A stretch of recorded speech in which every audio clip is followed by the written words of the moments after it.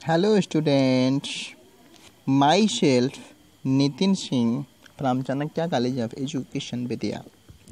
आज मैं डीलेड second year पाठ्यक्रम से या 7 सब्जेक्ट कोड के अंतर्गत यूनिट सेकंड के बारे में अध्ययन करेंगे, जिसका नाम है सीखने सिखाने में योजना एवं आकलन। क्या सीखने सिखाने में गणित, इट मीन्स गणित में सिखाने की योजना एवं आकलन।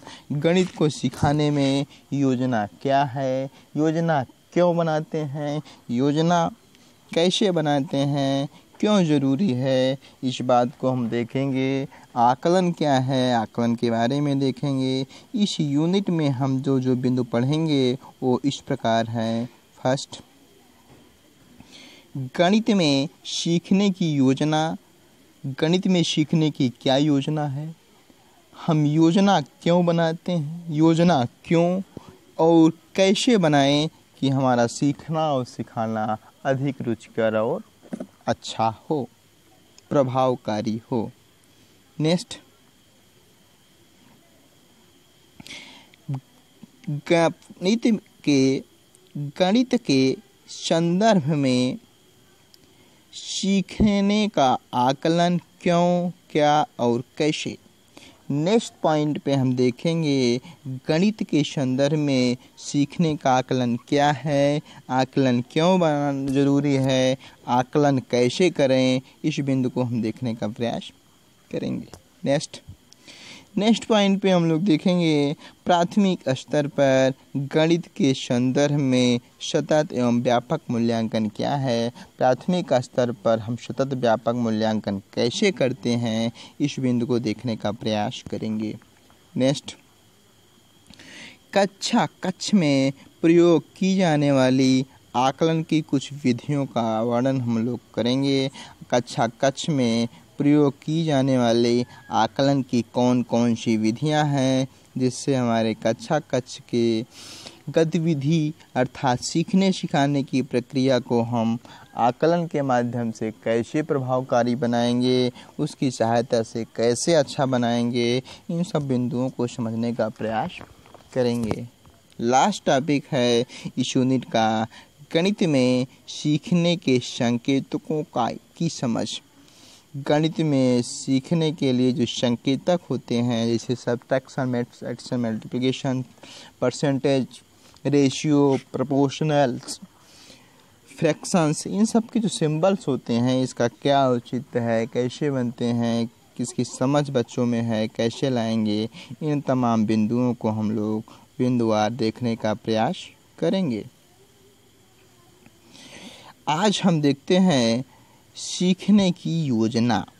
पहले सीखने की योजना क्या है, इस क्यों ज़रूरी है, पहले हम योजना के बारे में देखते हैं, योजना का इम्पोर्टेंस समझने का प्रयास करते हैं। योजना के बारे में जैसा कि हम लोग जानते भी हैं, सुनते भी हैं कि दैनिक जीवन में हमारा सामना गणित से होता रहता है। दैनिक जीवन मतलब इट्सेल्फ डेली लाइफ में कहीं ना कहीं हम गणित से रोज़ रूबरू होते हैं, तथा एक छोटा सा बच्चा भी उसे देखता है और महसूस करता है। गणित के बारे में एक छोटा बच्चा भी उसे ऑब्जर्व करेगा और समझने का प्रयास करेगा, कहीं न कहीं ये गणित है। अर्थात माता पिता उसे इसमें छिपी गणित के खेलों के माध्यम से समझाने का प्रयास भी करते हैं। माता पिता उसको गणित खेल में भी सिखाने का प्रयास करते हैं, उसकी क्षमताओं को जानने का प्रयास करते हैं। अर्थात इसी कारण से बच्चों के पास गणित से संबंधित परिवेश से प्राप्त कुछ अनुभव होते हैं। बच्चा जब कक्षा में प्राथमिक स्तर में आता है, इससे पहले वो गणित के बारे में इन्वायरमेंट से, परिवेश से उसके अंदर कुछ ना कुछ समझ रहती है, उसके ज्ञान में पहले से कुछ न कुछ वृद्धि हुई रहती है। शिक्षक होने के नाते हम यह जानते हैं कि बच्चे गणित कैसे सीखते हैं, उसके गणित सीखने की प्रक्रिया को आनंददायी और सार्थक कैसे बनाया जा सकता है, साथ ही साथ मूल्यांकन हेतु परीक्षा में उपयोग की जाने वाली जानकारियाँ इत्यादि बात को हम समझने का प्रयास करते। इट मीन्स यदि हम गणित के शिक्षक हैं, यदि हम गणित के शिक्षक हैं तो हमें ये जानना बेहद ज़रूरी हो जाता है। ये लाइन आप ध्यान दीजिएगा, ये लाइन इम्पॉर्टेंट है कि बच्चे में गणित कैसे सीखते हैं और बच्चे गणित कैसे सीखते हैं और उसके सिखाने की प्रक्रिया को आनंददायी सार्थक कैसे बनाया जा सकता है। साथ ही साथ मूल्यांकन हेतु परीक्षा में उपयोग की जाने वाली जानकारी एक शिक्षक होने के नाते हम ऑब्जर्व करते हैं, जानने का प्रयास करते हैं। हम एक छोटे से एग्जाम्पल के माध्यम से हम समझाने का प्रयास करते हैं योजना क्यों ज़रूरी है, योजना बनाना क्यों आवश्यक है, क्या बिना योजना के हम शिक्षण कार्य नहीं कर सकते। देखते हैं, एक छोटा सा एग्जाम्पल आपको समझाने का प्रयास करते हैं। एक छोटे से एग्जाम्पल समझते हैं। मान लेते हैं कि एक मिठाई वाला मिठाई तैयार करने से पहले किन किन बातों पर विचार करता है। चलिए आप लोग बताएंगे। फर्स्ट, इसमें से उसके पास नित्य कितने कस्टमर आते हैं। पहली बात तो ये जानेगा कि हमारे पास प्रतिदिन कितने कस्टमर आते, ये बात जानेगा। सेकंड स्टेप पे वो जानेगा कि ये कौन कौन सी मिठाइयाँ पसंद करते हैं। इट मीन्स जो हमारे कस्टमर हैं इनको कैसी मिठाइयाँ पसंद हैं ये जानने का प्रयास करेगा। नेक्स्ट, उनको बनाने के लिए कौन कौन सी सामग्री की आवश्यकता होगी ये भी जानने का प्रयास करेगा। नेक्स्ट, उसकी मात्रा क्या होगी, कौन सी सामग्री किस मात्रा में मिलाई जाए ये भी जानने का प्रयास करेगा मिठाई वाला। उसको बनाने की कौन सी विधि उपयोग में लाई जाए, कौन सी विधियां हैं कि उचित मात्रा में मिठाई बने, उसको भी बनाने का प्रयास समझने का प्रयास करेगा। बनाने का क्या क्रम है, उस मिठाई की जो कंपोनेंट्स मिलेगी, विधियाँ किस विधि से मिठाई बनाई जा सकती है, कौन कौन सी मात्रा चाहिए, इन लोगों को जान लिया। लेकिन उसको कौन सी मात्रा किस क्रम में मिलाना है इसको भी मिठाई वाला जानने का प्रयास करता है। इन सब के बाद ये भी समझता है कि इसके आधार पर खर्च क्या आएगा और श्रम कितना लगेगा। इसके आधार पर मिठाई वाला अपने लाभ को देखते हुए मिठाई का मूल्य तय करेगा और ग्राहकों का बेचेगा। आइडिया आया? हमने ये एग्जाम्पल क्यों दिया, इससे कुछ आइडिया मिला? अच्छा, एक बात ठीक। अब यही बात, क्या मिठाई वाला ये इतना योजना, इतना प्लानिंग न करता, इतनी चीज़ें व्यवस्थित ना करता, क्या मिठाई न बना पाता, मिठाई न बेच पाता? हाँ, नहीं, बना लेता, बनाता, लेकिन उसको वांछित परिणाम न मिलता। वांछित परिणाम कहने का मतलब कि जितना लाभ हो प्राप्त कर सकता उतना लाभ हो न प्राप्त कर पाता। लाभ मिलता लेकिन उतना न मिलता, व्यवस्थित रूप में न मिलता। अभी जैसे देखिए किसी एक बिंदु पे कि वो कौन सी मिठाई उसके ग्राहक कितने आते हैं। हमारे पास मान लो 10 ग्राहक आते हैं, हमने 200 मिठाई बना दिया या 5 मिठाई बनाया। कौन कौन सी मिठाई पसंद करते हैं, ग्राहकों ने दूसरी मिठाई पसंद की, हमने दूसरा बना दिया। इस किसी एक बिंदु पे देखेंगे किस सामग्री में क्या प्रयोग कर दिया, किस बिना विधि से मिठाई बना दिया, तमाम बात को वांछित परिणाम। इसका कहने का मतलब कि जो सकारात्मक सोच उद्देश्य के साथ दुकान खोला था उसका वांछित परिणाम उसको न मिलता। उसी प्रकार से शिक्षण कार्य में भी है। हम बिना योजना के, बिना प्लानिंग के अपने विद्यार्थियों को यदि पढ़ाएंगे तो हमें वो परिणाम नहीं मिलेगा, उसके व्यवहार में उतना परिवर्तन नहीं होगा जितना हम सोचे हैं। वांछित परिणाम नहीं ला पाएंगे। उसके ज्ञान में तो वृद्धि तो होगी लेकिन उतनी वृद्धि नहीं होगी जितना हम उद्देश्य बनाए हैं, जिस विशिष्ट उद्देश्य के साथ हम शिक्षण कार्य कर रहे हैं। इसलिए योजना इतना ही आवश्यक है। बिना योजना के हमारा कार्य असफल और निरर्थक हो जाता है। ठीक, अर्थात निष्कर्ष क्या निकला? निष्कर्ष निकला कि मिठाई बनाने और बेचने तक सारी क्रियाओं के लिए मिठाई वाले को एक योजना बनानी पड़ेगी, तभी वो सफलतापूर्वक दुकान का संचालन कर सकता है, अपनी मिठाई के खोलने के उद्देश्य को प्राप्त कर सकता है। उसी प्रकार से आप शिक्षण में भी हैं, बिना योजना के आप कोई भी कार्य सार्थक रूप से नहीं कर सकते, अपने उद्देश्य की प्राप्त सफलतापूर्वक नहीं कर सकते, सफलतापूर्वक तो उसका संचालन नहीं कर पाएंगे, उद्देश्यों तक नहीं पहुंच पाएंगे, आपका शिक्षण कार्य अरुचि हो जाएगा, बच्चे आनंद पूर्वक नहीं सीखेंगे। तमाम बातें, आइडिया आया? ठीक, चलिए आज इसी कड़ी में हम देखेंगे योजना क्यों बनाएं, योजना क्यों बनाएं, योजना क्यों ज़रूरी है, बिना योजना के क्या दिक्कत आएगी, योजना क्यों बनाएं। योजना क्यों बनाएं, इस पॉइंट को थोड़ा समझते हैं हम लोग। एक अच्छे बच्चे अच्छे ढंग से तभी सीखते हैं जब वे पाठ को इस ढंग से सावधानी पूर्वक व्यवस्थित किया जाए कि सीखने की क्रिया दिलचस्प बनी रहे। क्यों बोलो? बच्चे अच्छे से तभी सीखेंगे जब तक पाठ को इस ढंग से सावधानी पूर्वक व्यवस्थित किया जाए कि सीखने की क्रिया क्या बनी रहे, इंटरेस्ट बनी रहे, दिलचस्प बनी रहे। हम मनोरंजक ढंग से बच्चों को पढ़ाएंगे, बच्चे सीखेंगे नहीं सीखेंगे।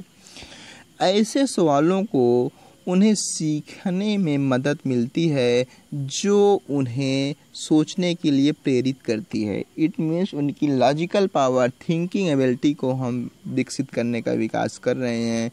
बच्चे को सीखने में वही मदद कर सकता है जो उनको सोचने के लिए मजबूर कर दे। अर्थात गणित सिखाने में जो हम योजना इसलिए बनाते हैं कि उनको सोचने के लिए तत्पर कर दे, प्रेरित कर दे। इसके अलावा ऐसी सामग्री या गतिविधि इस्तेमाल या उपयोगी होता है जिनसे बच्चों की समझ विकसित हो व अभ्यास का मौका मिले।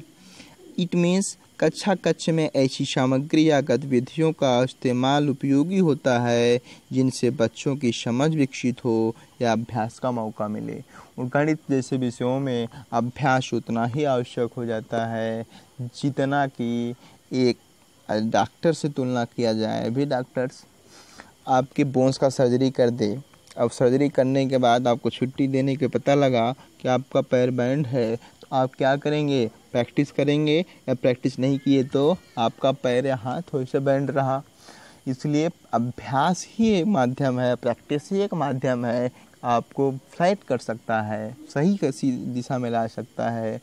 अध्यापक एक बार आपको पढ़ा दिया, किसी कार्य को पूर्ति कर दिया, तो जब तक बच्चे उसका अभ्यास नहीं करेंगे तो क्या हो जाएगा? मिस हो जाएगा, भूल जाएगा। उसी प्रकार छोटे बच्चों में भी होता है कि हमेशा प्लानिंग बनाएं, ऐसी योजना बनाएं कि बच्चे को अभ्यास का मौका मिले, बच्चों की समझ विकसित हो सके। अर्थात से दूसरी तरफ हम देखते हैं आपको कक्षा की सच्चाइयों का सामना भी करना होता है। इन सच्चाइयों में सामाजिक, आर्थिक, ढांचागत भिन्नताओं के अलावा पाठ्य वस्तु को लागू करने व मूल्यांकन से जुड़े मुद्दे भी शामिल हैं।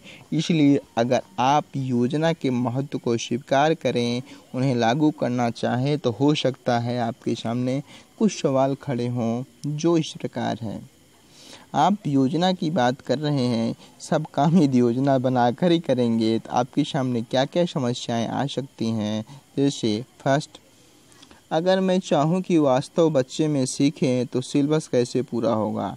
यदि हम उनके बच्चों के अभ्यास का पूरा जोर दें, उनके सीखने पे जोर दें, आनंदपूर्वक सीख सकें, तो हमारे सामने ये समस्या आ जाएगी कि उनका सिलेबस कैसे कंप्लीट करें। ये एक बृहद सिलेबस होता है बच्चों में, पाठ्यक्रम के जिस स्तर के बच्चे होते हैं उनके अनुरूप सिलेबस उनके पाठ्यक्रम के अनुसार नहीं कंप्लीट कर सकते। योजना के द्वारा प्लानिंग करने में ये प्रॉब्लम आती है। नेक्स्ट, अगर पाठ्यक्रम के मुताबिक चलना है तो गणित सीखने के सिद्धांतों का पालन कैसे किया जाए। एक शिक्षक होने के नाते आपको इस समस्या से भी रूबरू होना पड़ेगा, जानना पड़ेगा कि गणित सीखने के सिद्धांत का पालन कैसे किया जाए कि योजना बनी रहे, प्लानिंग के रूप में पढ़ाएं और बच्चे को हम गणित के सिद्धांतों को स्पष्ट रूप से समझा सकें, ये भी समस्या आपकी बनी रहे। अगर बच्चों की भागीदारी बढ़ाई जाए तो बच्चा कक्षा में शोरगुल भी हो सकता है, शोरगुल भी होने लगता है, ये भी आपकी कठिनाई समस्या आ सकती है। इसके लिए आपको तैयार रहना पड़ेगा। नेक्स्ट, जब स्कूल में इतने कम साधन हैं, संसाधन हैं, तो बच्चों को ठोस चीज़ों की बंदोबस्त कैसे करूँगा, ठोस वस्तुओं का प्रत्यक्ष अवलोकन कैसे कराऊँगा, ये शिक्षक के सामने समस्याएं खड़ी होती हैं। नेक्स्ट, बच्चों के विकास की ज़रूरतों में इतना अंतर है तो सब बच्चों की ज़रूरतें कैसे पूरी होगी, ये भी बात शिक्षक के सामने आती है। यदि हमारे छात्रों को विकास की ज़रूरतों में इतना डिफरेंस है तो हमारे जितने भी बच्चे भी स्टूडेंट्स हैं, सब में की ज़रूरतें भिन्न भिन्न होती हैं। इन सब की विकास को कैसे पूरा किया जाए, ये एक प्रश्न भी शिक्षक के सामने आता है। मुझे कैसे पता चलेगा मेरा सिखाने का तरीका कारगर है या नहीं। इन सब समस्याओं से निपटा जाना चाहिए, इन सब समस्याओं से निपटा जाना चाहिए। जैसे हमें ये कैसे पता चलेगा कि हमारा सिखाने का तरीका कैसे कारगर है या सही है, इसके लिए आप इवेल्युएट करेंगे, फीडबैक ले सकते हैं। तमाम समस्याएं हैं, इन समस्याओं से आप अवगत होना पड़ेगा, रूबरू होना पड़ेगा। इसके लिए इससे ज़्यादा सवालों से निपटा जा सकता है बशर्ते। अतः निष्कर्ष क्या निकला, हमें इससे ज़्यादा भी समस्याएं यदि हमारे पास आई तो इससे भी हम निकल सकते हैं, बशर्ते आप अपने पाठ्यक्रम की उसे लागू करने की और मूल्यांकन की योजना बना लें। आप अपने पाठ्यक्रम को कोई योजना बना लें, उसे लागू करने की प्रक्रिया, मूल्यांकन की प्रक्रिया की योजना बना लें, तो आप कहेंगे कि ये योजना बनाना तो ठीक है, लेकिन उससे कई बार ऐसी बातें सामने आ जाती हैं जिन पर हमारा कोई काबू नहीं रहता। जैसे अचानक होने वाली छुट्टी। जैसे हमने प्लान बनाया था आप ही लोगों की क्लास में हम पूरा क्वेश्चन रिपीट करेंगे, यूनिट 4 कंप्लीट करेंगे, लेकिन कोविड-19, क्यों बोलिए, कोविड-19 ने योजना को सफल होने दिया? बोलो, कोविड-19 ने योजना को सफल होने दिया? नहीं ना। इस प्रकार से यदि कक्षा या विद्यालय में अचानक छुट्टियां आ जाती हैं तो भी ऐसी समस्याएं खड़ी हो जाती हैं। बच्चों की बीमारी, किसी बच्चे की तबीयत गड़बड़ हो गई तो भी समस्या आ जाती हैं। हमारा देश कृषि प्रधान है, फसल की कटाई की समय की वजह से भी बच्चों की गैर हाजिरी हो जाती है, इस समय भी वगैरह वगैरह बातें, तब भी हमारी समस्याएं, योजना प्लानिंग फेल हो जाती है। अर्थात सही है, योजना और असलियत के बीच में अक्सर अंतर पड़ा रहता है। लेकिन ये तो सत्य है कि जो हम प्लानिंग बनाएंगे और जो फैक्चुअल है इसमें डिफरेंस तो है, लेकिन उसका निष्कर्ष भी है। उसके लिए क्या करेंगे, लेकिन आप इस अंतर को फ़ायदा उठा सकते हैं। जैसे आप इनको नोट करें, इनके बारे में सोचें, ऐसा क्यों हुआ, और तब अपने निष्कर्षों को दर्ज करें। दरअसल यह सब योजना बनाने की प्रक्रिया का ही एक हिस्सा है। ये सब हम सोच कर ही योजना बनाएंगे। ये मत सोचिए कि सब समस्या योजना ही ना बनाएं। ये सब योजना बनाने की एक प्रक्रिया है, इसको सोचकर ही योजना बनाएंगे। इससे हमें बच्चों के साथ अपने कामकाज को व्यवस्थित करने में मदद मिलती है, जिनसे उन्हें सीखने को बढ़ावा मिलता है। ऐसे करने से हमें इस बात पर भी गौर करने का मौका मिलता है कि हम क्या कर रहे हैं। इस तरह से सामान्यतः हमारे सिखाने की क्षमता और बेहतर हो जाती है और बच्चे सहज भाव में सीख सकते हैं। ये सब इतनी विभिन्नताएं हैं। ये जो विभिन्नताएं हैं ये भी योजना बनाने की एक प्रक्रिया ही है। इससे हम योजना बनाते समय इन सब बिंदुओं को ध्यान देंगे, बिना इसके हम बेहतर योजना नहीं बना सकते। ठीक, कक्षा कक्ष की परिस्थितियों के अनुसार, कक्षा कक्ष में जो परिस्थितियां हो सकती हैं या होती हैं, उनसे निपटने का एक कोई एक तरीका नहीं है, हर बार समस्या नई होती है, निपटने का तरीका अपनाते हैं, समझते हैं, उसके अलग अलग तरीक़ों की सोचते हैं और उन तरीक़ों को चुनने के कारणों पर गौर करते हैं। इससे सामूहिक सोच की क्षमता बेहतर बनती है। एक अच्छे योजना, सही योजना बनाने के कुछ गुण हैं। हम योजना के किन किन पहलुओं को बनाएं कि हमारी योजना सफल हो, जो इस प्रकार है। हम इसको समझते हैं, ये बात आपके योग्य है, इसे आप जरूर समझिए। क्या कि योजना बनाने से लक्ष्यों को स्पष्ट करने में मदद मिलती है। लक्ष्य का मतलब कि हमने जो लक्ष्य बना के आया हुआ है कि हमारे लक्ष्य गोल्स क्या हैं, उस गोल को पहुंचने में हमारी योजना ही एक है, माध्यम है कि जो उसको स्पष्ट करती है। हम आसान तरीके से पहुंच सकते हैं। हम बिना योजना के अपने उद्देश्यों, लक्ष्यों की प्राप्ति नहीं कर सकते। कर तो पाएंगे, लेकिन वांछित की बात आएगी व्यवस्थित क्रम में नहीं कर पाएंगे, टाइम टेकन रहेगा। इसलिए योजना बनाना अत्यंत आवश्यक है। नेक्स्ट, योजना बनाने से सुनिश्चित होता है कि विषय वस्तु के सारे पहलू शामिल कर लिए गए हैं। योजना बनाने से ये भी बात सामने आती है कि विषय वस्तु जो कंटेंट्स हैं, इसका कोई पॉइंट छूटा तो नहीं है। बिना योजना के हम टीचिंग करेंगे तो हमें आइडिया ही नहीं होगा किस टॉपिक को पढ़ाया, किस टॉपिक को छोड़ा। योजना के अनुसार पढ़ाएंगे तो ये आइडिया रहेगा, हमने इस टॉपिक को रिलीव किया है, इस बिंदु को बच्चों को छोड़ा है। इससे सीखने में बच्चों को मदद मिलेगी। इट मीन्स योजना से सुनिश्चित हो जाता है, फिक्स हो जाता है विषय वस्तु के सारे जरूरी जो कंटेंट्स हैं वो शामिल हैं कि नहीं। नेक्स्ट, योजना बनाने से समय को ज़रूरत के मुताबिक बांटा जा सकता है। हम योजना के अनुसार प्लानिंग करेंगे, अपने समय को वर्गों में डिवाइड करके कम टाइम में छोटे छोटे पहलुओं में डिवाइड करेंगे अपने समय को। हम बड़े सहज भाव में कम समय में सीमित अपनी बात को, अपने ज्ञान को, अपने पाठ्यक्रम को कवर कर सकते हैं व्यवस्थित समय के अनुसार, व्यवस्थित टाइम मैनेजमेंट के अनुसार। इट मीन्स अपनी योजना बनाने में इस बात को हमें ध्यान देना चाहिए कि समय के अनुसार हम कार्य कर रहे हैं कि नहीं कर रहे हैं। नेक्स्ट, योजना बनाने से सीखने के लिए ज़रूरी अनुभव को क्रमबद्ध करने में मदद मिलती है। योजना बनाने से क्या होता है, सीखने के लिए जो ज़रूरी अनुभव हैं उसको हम क्रमबद्ध करने में हमें मदद मिलती है। योजना बनाने से हम सीखने के जो अनुभव उसको व्यवस्थित क्रम में ले चलते हैं, एक के बाद एक, एक के बाद एक, एक के बाद एक व्यवस्थित क्रम में सिखाते हैं। इससे सीखना सहज और रोचक और आनंददायक होता है, बच्चों में दिलचस्पी बनी रहती है। योजना बनाने से बच्चों की दिलचस्पी व ध्यान रखने में मदद मिलती है। योजना बनाने से क्या होता है, बच्चों को ध्यान रखने में भी मदद मिलती है, हेल्पफुल होता है। नेक्स्ट, योजना बनाने से गैर ज़रूरी दोहराव से भी बचा जा सकता है।